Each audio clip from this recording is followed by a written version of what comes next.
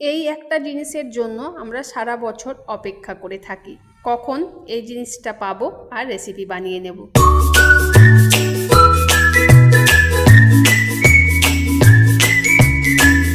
নমস্কার বন্ধুরা, কেমন আছো সবাই? আশা করছি যে যেখান থেকে আমার এই ভিডিওটা দেখছো সবাই খুব ভালো আছো।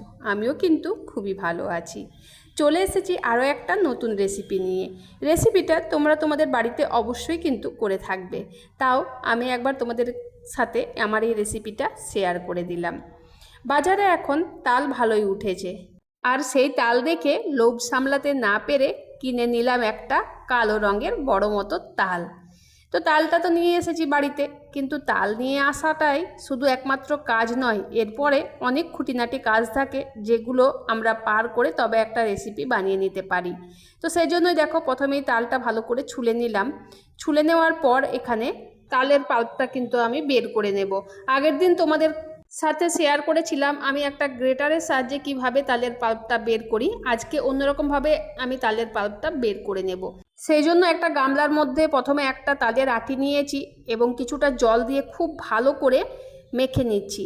আর দেখো, মেখে নেওয়ার পর নরম করে নিচ্ছি। নরম করে নেওয়ার পর এখানে আমি একটা ঝাঁঝরা নিয়েছি, আর সেই ঝাঁঝরাটাতে আমি খুব ভালো করে তালের পাল্পটা কিন্তু বের করে নিলাম। অনেক পদ্ধতিতেই কিন্তু তালের পাল্প বের করা হয়। তালের পাল্প আমার সব বের করা হয়ে গেছে। তারপর আমি একটা গ্যাসের মধ্যে কড়াই বসিয়ে দিয়েছি, সেখানে দিয়ে দিয়েছি তালের পাল্পটা। খুব ভালো করে এখানে কিন্তু আমি ভালো করে ফুটিয়ে নেব। এবার এখানে আমি দিয়ে দেব পরিমাণ মতো লবণ আর কিছুটা পরিমাণে চিনি। যে যেমন মিষ্টি খাবে এখানে সে সেরকম চিনিটা এখানে দেবে। তোমরা চাইলে কিন্তু এখানে গুড়ও ব্যবহার করতে পারো, চিনি গুঁড়ো দিয়েও কিন্তু তোমরা বানিয়ে নিতে পারো, কিন্তু আমি এখানে শুধু চিনি দিয়েই বানাবো, তাই এখানে আমি কিছুটা চিনি দিয়ে দিলাম। খুব ভালো করে লবণ আর চিনিটাকে তালের মধ্যে ভালো করে মিশিয়ে নিতে হবে। দেখতেই পাচ্ছ কত সুন্দর ফুটে উঠেছে, আর কালারটা কিন্তু একটু একটু করে চেঞ্জ হয়ে যাচ্ছে।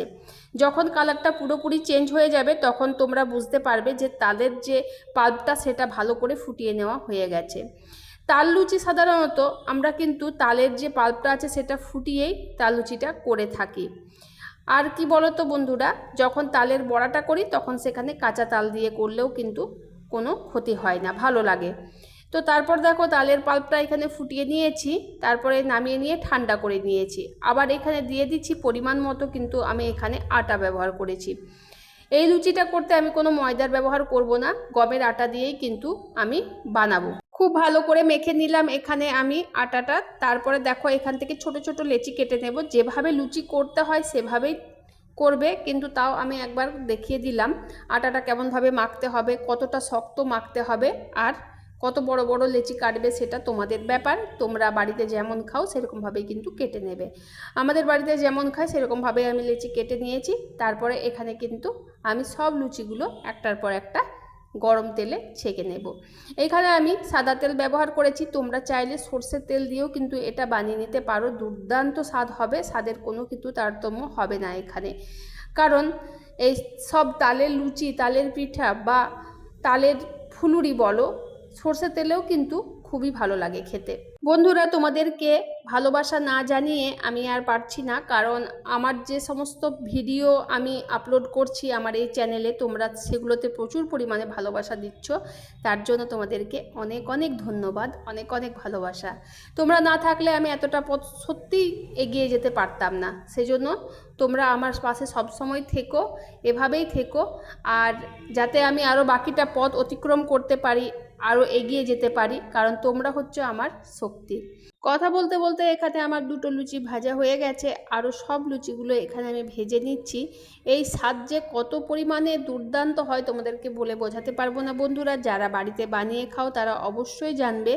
এইরকম লুচি কিন্তু আমি 2 থেকে 3টের বেশি খেতে পারি না, কিন্তু তালের লুচি হলে সেদিন 8টা 10টা কিন্তু পেরিয়ে যায়। যাই হোক বন্ধুরা, তোমাদের এই রেসিপিটা কেমন লাগলো একটু কমেন্টে জানিয়ে দিও। আর যদি নতুন কোনো রেসিপি আমার এই চ্যানেলে আমার কাছে দেখতে চাও তাহলে অবশ্যই বন্ধুরা কমেন্ট করে জানিও, কারণ তোমরা কমেন্ট না করলে আমি সেই রেসিপিটা একদমই নিয়ে আসতে পারবো না। আমি চেষ্টা করব তোমাদেরকে আরও নিত্য নতুন ভিডিও দেওয়ার। তোমাদেরকে আশাহীন আমি একদমই করব না, তবে তোমরা যেটা চাইছো সেটা যদি আমাকে একটুখানি বলে দাও তাহলে খুব ভালো হবে।